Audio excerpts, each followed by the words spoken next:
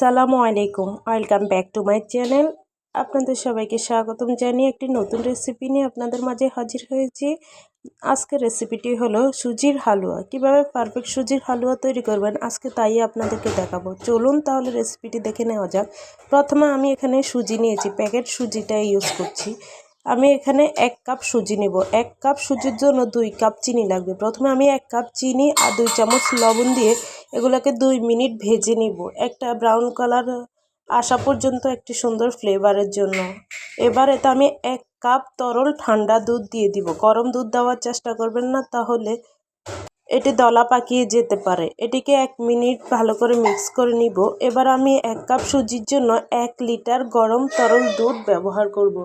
দুধটিকে অবশ্যই আগে থেকে ফুটিয়ে নেবেন, তাহলে সুজিটি রান্না করলে একটি সুন্দর কালার আসবে। কেননা ঠান্ডা দুধ দিয়ে রান্না করতে গেলে সুজিটা অনেকটাই সময় লাগবে রান্না করতে এবং ফুলে যাবে, কিন্তু গরম দুধ দিলে এটি অনেক পারফেক্ট সুন্দর লাগবে। এখানে আমি কিছু কাজু বাদাম কেটে দিয়ে দিচ্ছি কিছু কিশমিশ।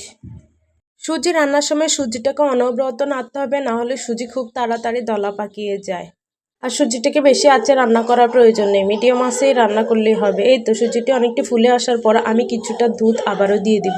সুজিটা রান্নার সময় অল্প অল্প করে দুধ অ্যাড করতে হবে। এখানে আমি কিন্তু 3 টুকরো এলাচ, 3 টুকরো দারচিনি, 3টে লবঙ্গ দিয়ে কিছু তেজপাতা দিয়ে আবারও নাড়া শুরু করেছি। এবার আমি বাকি সবটুকু দুধ একসাথ করে দিয়ে দিব। এতে আমার সুজিটা সুন্দরভাবে রান্না হয়ে যাবে। এতটা পাতলাও হবে না, ঘন হবে না। দেখুন, প্রায় 4 থেকে 5 মিনিট রান্না করার পর সুজিটা সিদ্ধ হয়ে আসছে। আর সুজির চিনিটা দেখে আপনারা আরও পরিমাণ মতে আপনাদের মিষ্টি বেশি খেতে চাইলে বাড়িয়ে দেবেন, কম খেতে চাইলে কমিয়ে দেবেন। আমি এখানে আরও 1 কাপ চিনি অ্যাড করেছি। লবণটাও পারফেক্ট এবং মিষ্টিটাও পারফেক্টভাবে রান্না করার জন্য ঠিক এই নিয়মটা ব্যবহার করতে পারেন। এবার দেখুন সুজিটা প্রায় কতটা সুন্দর হয়ে আসছে, এবং একটু দেখে নেবেন সুজিটা সিদ্ধ হয়েছে কিনা। যেহেতু এটা প্যাকেটের সুজি, তাই সিদ্ধ হতে 2-1 মিনিট টাইম লাগতেই পারে।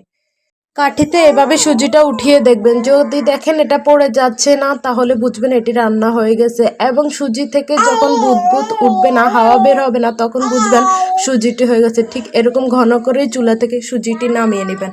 এবার গরম গরম থাকা অবস্থায় একটি প্লেটের মধ্যে এটিকে ঢেলে নেবেন, তাহলে একটি সুন্দর কালার আসবে। আমি আবারও বলবো, যারা আমার চ্যানেলে নতুন আছেন অবশ্যই চ্যানেলটিকে সাবস্ক্রাইব করতে ভুলবেন না। আর আমার নতুন নতুন ভিডিও পেতে অবশ্যই চ্যানেলটি সাবস্ক্রাইব করার পাশাপাশি বেল আইকনটি ক্লিক করে রাখবেন। সুজিটি প্রায় 2 থেকে 2.5 ঘন্টা রেস্টে রাখার পর একটি ছুরির সাহায্যে এটিকে খুব সুন্দর করে কেটে নেবেন, তাহলে তৈরি হয়ে যাবে সুজির হালুয়া। আপনারা চাইলে যখন বাসায় মেহমান আসে এই রেসিপিটি ট্রাই করতে পারেন, অথবা অনেকের বাচ্চারা আছে দুধ খেতে চায় না, গরুর তরল দুধ, তাই তাদেরকে এভাবে বিভিন্ন পদ্ধতি রান্না করে তরল দুধ আপনারা খাওয়াতে পারেন। এতে এই সুজিটা বাচ্চাদের জন্য খুবই হেলদি এবং ঘরোয়া উপায়ে যেহেতু তৈরি, এটি বাচ্চাদের জন্য খুবই উপকারী। আপনারা চাইলে এটিকে তৈরি করে এসব বাচ্চারা সুজির হালুয়া খেতে পছন্দ করে, তাদের স্কুলে টিফিনেও দিয়ে দিতে পারে। ভিডিওটি ভালো লাগলে লাইক করতে ভুলবেন না, কমেন্ট করে জানাবেন ভিডিওটি কেমন হয়েছে। আজ এই পর্যন্ত, সবাই ভালো থাকবেন, সুস্থ থাকবেন। আল্লাহ হাফেজ, আলবিদা।